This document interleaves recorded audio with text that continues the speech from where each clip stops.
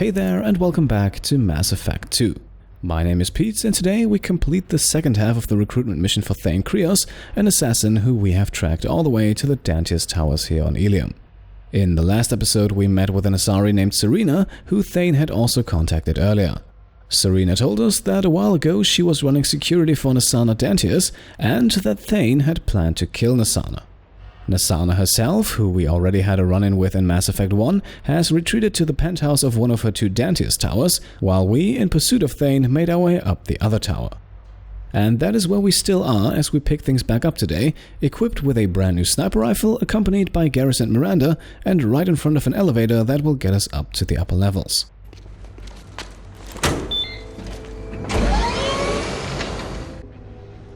I haven't heard from teams 4 or 5. Don't worry, my team's always ready to go. I don't know where he is. Not yet. Don't worry about it.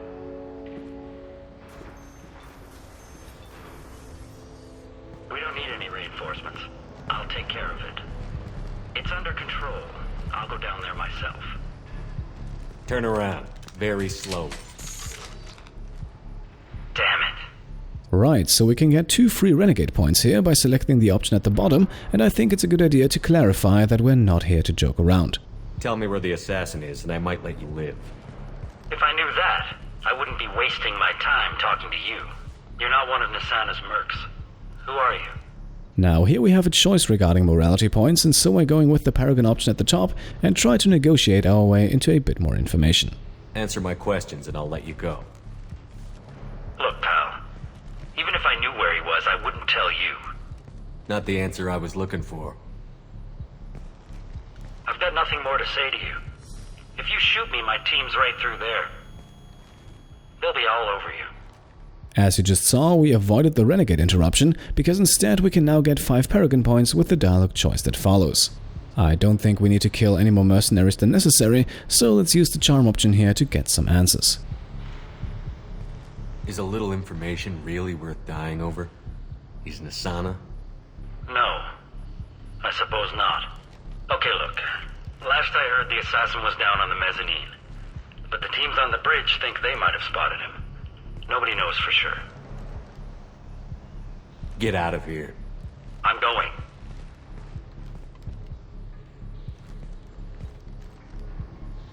He owes you one. Anybody else would have killed him.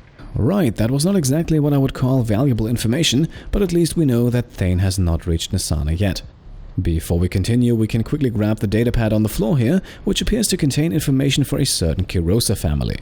This begins a small side quest as we're now keeping an eye out for whoever might need this info, but for the moment we have more important things on our mind. What do you mean?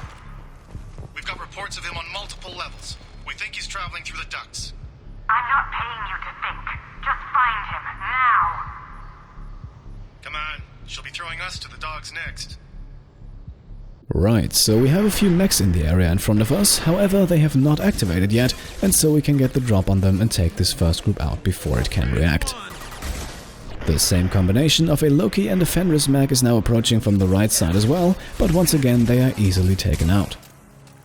Up next, it's time to give our new sniper rifle some target practice as the mercenaries send in their troops. The Viper sniper rifle that we picked up in the last episode is capable of some pretty fast firing rates, however at the cost of reduced damage per shot. Still, the damage it does is enough to take out a regular trooper with only a few shots, and things are made even easier if we fire the gun while Shepard's adrenaline rush is activated. Just like in the last episode, the Eclipse Vanguard then appears last on the battlefield, with all other enemies already defeated, and so we have an easy time getting rid of her as well. A well-timed warp removes her barrier and gets us one step closer to the Warp Specialist achievement, and shortly after, the Vanguard is down and the area is cleared. We can collect a bit of ammo from the fallen enemies, before we then focus our attention on the locked door to our left.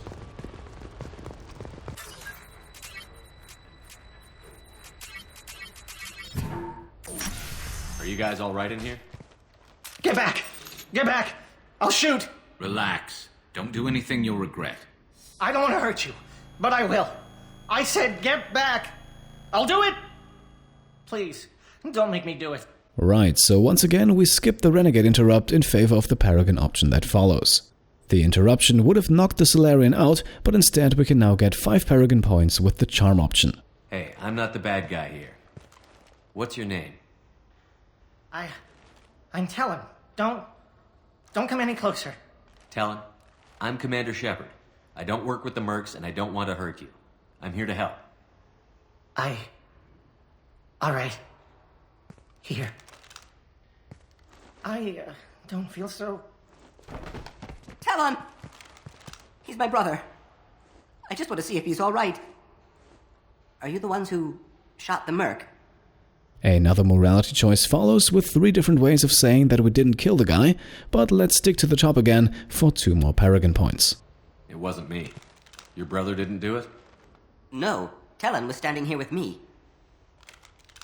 What happened exactly? The merc found us and shouted at us to move. We panicked, and he shouted more. I thought he was going to kill us, then his head just exploded. Talon picked up the merc's gun, but we were too afraid to leave. Then you showed up. A perfect headshot with no collateral damage. Very impressive. Now, maybe the Salarians did also catch a glimpse of the shooter, which might help determine which way he went. I'm looking for someone. Probably the guy who killed this merc. Talon thought he saw someone following us, but he's been a bit on edge. I haven't seen anyone but the mercs. The mercenary we ran in earlier spoke about a potential sighting of Thane on the bridge connecting the 2 towers, so it might be worth it to learn a bit more about the security out there. How safe is that bridge out there? The bridge is stable, but the wind's your real problem. If it doesn't throw you off, the mercs will definitely try. There's a lot of them out there. And let's also find out if we potentially have a way to avoid all those dangers, although it seems rather unlikely at this point. Is the bridge the only way to the penthouse in the other tower? From here, yeah. It won't be easy. Mercs are patrolling the other side. Whatever Nassana's hiding from must be pretty scary. Okay, that is all we can get out of the conversation, and getting out is also what the Salarians should do now. After all, we have cleared a nice path for them to get back down. There are still mercs up here. You should get to the lower levels. No need to convince me. Talon, come on, get up. Can we go home now? Yeah, we're getting out of here. Thank you. We now receive 40 experience points for freeing the Salarians, and can now help ourselves to a medkit as well as to a PDA worth 6,000 credits on the corpse of the mercenary in the room. Once we have everything, it's time to head back outside, where we can now have our first very minor conversation with the woman receiving all the attention at the moment. Where is everyone? It's about time. What's going on down there? I'm afraid your men aren't able to respond, Nassana. Damn it! Next to the comm terminal, we can find the second power cell container of the level, bringing our heavy weapon ammunition back up to capacity, and if we had not picked up the new sniper rifle last episode, we would now be able to find another one right here. Since we already have it equipped, however, we can now head up the ramp and into the next firefight, the second to last one before we reach the bridge. This group is rather small, consisting only of a vanguard and the 2 mechs we have already taken out, and so the vanguard herself is now not much more than another attractive target to get the warp specialist counter up. A few more shots from the sniper rifle, then make sure she does not get back up, but the fight is not over yet. After making a few feet of ground, we can now take cover behind one of the pillars here, as 2 more vanguards are approaching. Another well-timed warp removes another barrier, and with that we have now done so 15 times, so only 10 more remain until we unlock the warp specialist achievement. Another chance to get the counter up presents itself right here in the form of an additional vanguard, who for the moment seems rather indifferent to the fact that we're shooting at her. Eventually though, after moving a bit closer, she realizes her predicament and immediately gets blasted with another warp as a reward. Shortly after, she goes down as well, and that's another group of enemies defeated. Once again, we can now collect some ammunition from the fallen enemies, although I show you a quick trick in a second, making this unnecessary. What is absolutely necessary, however, is to collect the 500 units of element 0 on the ledge here, before we grab another medkit and then interact with the weapons locker. Now, we don't want to change any of our weapons at this point, but we can still do so to get a full load of ammo. If we exchange the Viper sniper rifle for the Mantis and then change the Mantis back to the Viper, our ammo reserves are being stocked up, and with the Viper consuming a lot of ammo fairly quickly, this is a great way to ensure you always have enough bullets. Now, as we head into the next fight, let me quickly say that this ammo restocking trick of course works for all other regular weapons, however it does not work for heavy weapons. And that is also the reason why we only fired exactly 4 grenades with the grenade launcher in the last episode, because we have enough power cells in this mission to get those 4 grenades back, but not more. Now, this next group is the first one featuring a different enemy than a mech, a regular trooper or a vanguard. For that reason, it is best to stay back and in cover and thin out the enemy ranks from there, otherwise you might get overwhelmed quickly. The Vanguard gets us warp number 17 for the achievement, and right here is probably the point where you should play things a bit safer than me. Now, I moved up to the next bit of cover here, sniper rifle still in hand. And even though the Viper has a decent firing rate, it is not really a great weapon for close combat. So even a single run-of-the-mill Loki mech took a while to take out, simply because I forgot to switch weapons and was not patient enough to stay back in my original spot. This becomes even more of a problem, as we now have a powerful Eclipse Commando approach as the final enemy of this fight. Wielding a powerful shotgun and 2 layers of protection, she can definitely afford to get up close and personal, while we are not at all well equipped for such an engagement. In the end, we have no other choice but to retreat back to where we came from, and like I said, we probably should have stayed there to begin with. However, now we have a bit more distance between us and the enemy, and we've also switched back to the much better suited assault rifle, so the tide slowly turns in our favor. As we go for the kill, we can even get punch and shoot combo number 10 for the Brawler achievement, leaving us with only 10 more to go. Moving up past the trucks, we are now slowly approaching the bridge connecting the 2 towers, which makes this a very good point to save the game, because, as we learned earlier, that bridge is far from unprotected. This looks interesting. Before we jump into the next fight, however, we can collect some more ammo, an SMG upgrade and a medkit, as well as a big pile of 12,000 credits on the mercenary corps over here. With all the loot safely stored away, it is now time to start crossing the bridge, and with that for the final big firefight of the mission. As soon as we step foot on the bridge, we are immediately greeted by 2 mechs, a few troopers and an Eclipse Vanguard, so nothing out of the ordinary yet, and in fact the exact same group that we've fought many times before in the last episode. So it doesn't surprise that we're able to get rid of this first group without any issues, even though we are unable to get another warp on the Vanguard, since Miranda did already use her powers a few moments ago. Switching over to the sniper rifle, we can now move up and into the next bit of cover, and the next group of enemies doesn't take long to appear. However, this time our opponents are even more fragile than before, with only 2 regular troopers and a Vanguard engaging. Still, this fight can become problematic if you advance too quickly and trigger other enemies as well, or if you take too long with the first group. So it's a very good idea to advance slowly and methodically, while eliminating all hostiles as fast as possible. This time we also get another successful warp on the Vanguard, so our counter is now at 18. Before we continue on, we now want to shift our attention over to the far side of the bridge, to the windows on the upper level. Here we can spot 2 turrets, probably the ones that prevented us from flying up to the penthouse with Seryna last episode, and it is a very good idea to take these turrets out before more enemies appear that demand our attention. As soon as we start firing, the turrets do the same, but their projectiles are slow and easy to dodge, and since they only possess a single layer of shields and no health bar, a few rounds from the sniper rifle are enough to take them down.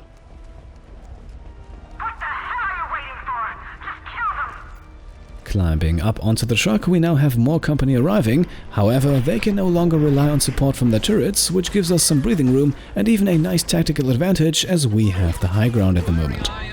This group is another trio consisting of 2 troopers and a Vanguard, so it shouldn't give us too much trouble. The Vanguard receives another warp, but Garrus just removed the barrier a few seconds earlier, so the counter stays at 18, but now only 1 single group of enemies is left between us and the penthouse.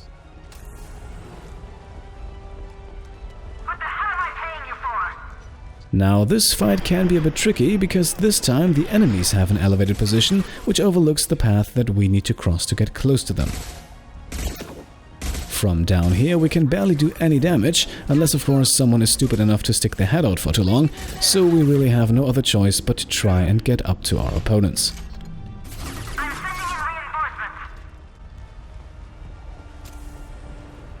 As we dash into cover on the platform above, we are immediately greeted by an Eclipse Trooper, a Vanguard, and most importantly also by an Eclipse Commando on our right. That Commando could decide to flank us anytime, but unless we get rid of the other two enemies, we can't really engage, so we should take out those other two quickly. The Vanguard falls victim to warp number 19, and now we can focus all of our attention on this very last enemy of the mission. One last time we land a successful warp, so the counter is now at an even 20, and just to get rid of the Commando's armor a bit faster, we can switch over to incendiary ammo now. Focus fire on my target. With all protection removed, the Commando won't last long. Our last bullets don't quite finish her off though, so we engage with the pistol, slow down time once more, and land a beautiful headshot to wrap up the fight. And that means no one is left between us and Nassana's penthouse, so let's pay her a visit and see if we're earlier than the assassin.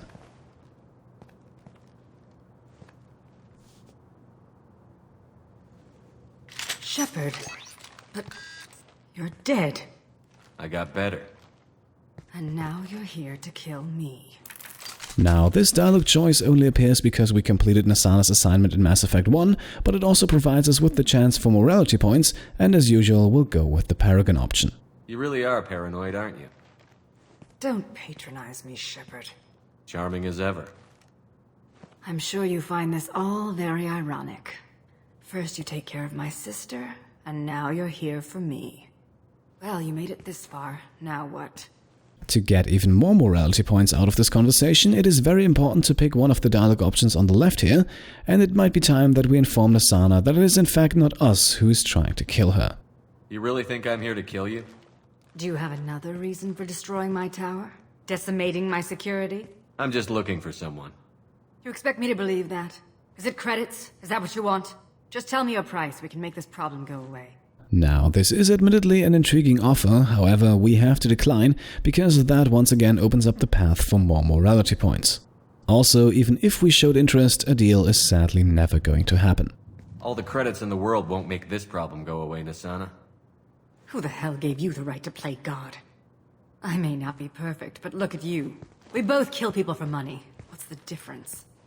Right, so we only get this choice because we refused her offer, but to make up for it we can now obtain an additional 2 Paragon points and reminder of the not-so-small differences. You kill people because you think they're beneath you. They're in your way. I kill people when they leave me no choice. You've got a choice. You don't have to do this. I can tell you. What? I heard something. Damn it. Check the other entrances. You stay put. When I'm finished dealing with this nuisance, you and I are going to... Who?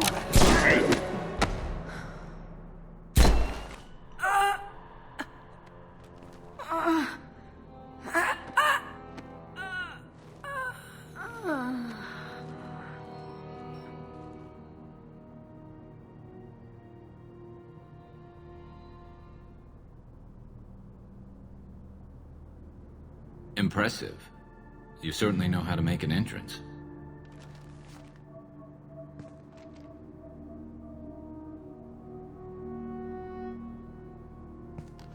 Well, alright everyone, meet Thane Krios. Drell assassin, apparently with a flair for the dramatic, and so far not saying a single word.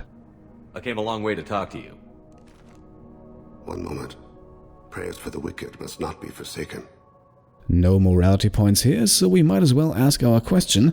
The end result will be largely the same for all 3 options. Do you really think she deserves it? Not for her. For me. The measure of an individual can be difficult to discern by actions alone. Take you, for instance. All this destruction, chaos. I was curious to see how far you'd go to find me. Well, here I am. And that certainly sounds like Thane expected to meet us here, an interesting development considering how we made the choice just a few in-game hours ago. How did you know I was coming at all? I didn't. Not until you marched in the front door and started shooting. Nassana had become paranoid. You saw the strength of her guard force. She believed one of her sisters would kill her. You were a valuable distraction. Here we now have our first chance for morality points with Thane, but since there is no renegade option available, it's not much of a choice, and of course we'll gladly go with the paragon option. You used me, so you could kill her. I needed a diversion. You needed to speak with me. You certainly fulfilled your end of the bargain. What would you like to discuss?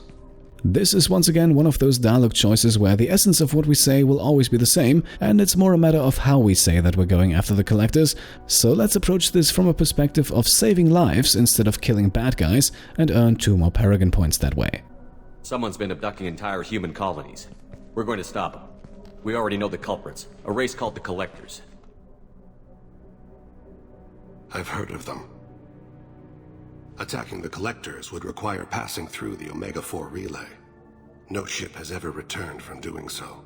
And sadly, we are well aware of that fact. Still, we also don't have any other choice but to remain optimistic about our chances, and doing so in this conversation as well will once again give us 2 more paragon points. They told me it was impossible to get to Ilos, too.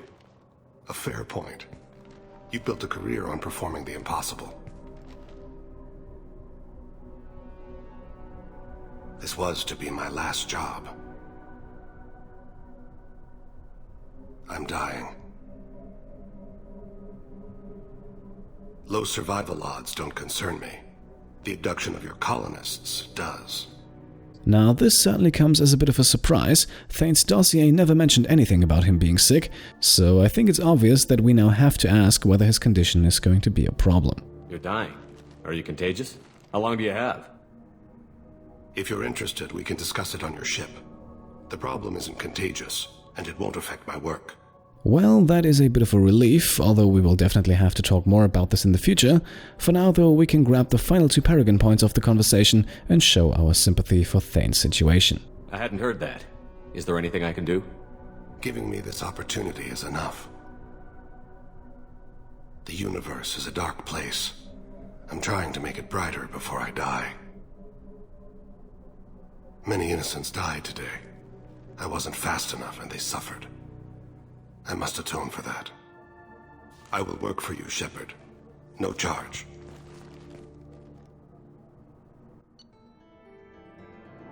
Alright, here we are. That would be Thane's recruitment mission completed. As usual, we earn enough experience points to advance to level 14, and we also unlock the Assassin achievement. In the mission summary, the elusive man also shows himself surprised by Thane's medical situation, but he remains cautiously optimistic, provided we stay on course with our hunt of the Collectors. Speaking of Collectors, we collected a few interesting things during this mission, primarily of course the Viper sniper rifle. We also grabbed an SMG upgrade, providing all squad members with a 40% submachine gun damage increase, and we collected all available credits for a grand total of 60,000. We also found the only mineral container of the mission, containing 500 units of element 0, and that's all for this one. Time to head back to the Normandy now.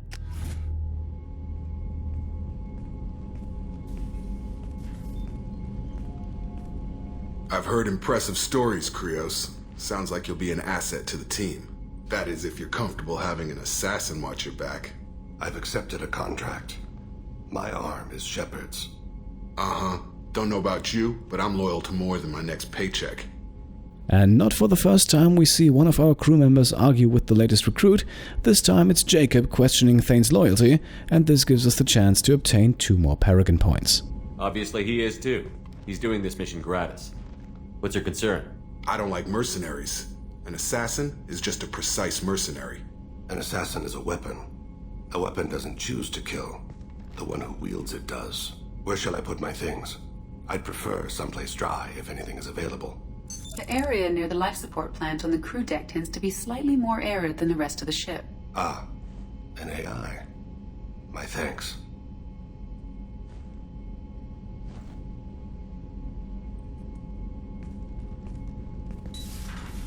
He seems quite civil. With Thane out of the room, we can also grab 2 free renegade points now, and tell Jacob to keep an eye on the assassin, just to avoid agitating him further. Jacob, we need him, but that doesn't mean I trust him. Let me know if he turns into a problem. Aye, aye, Commander.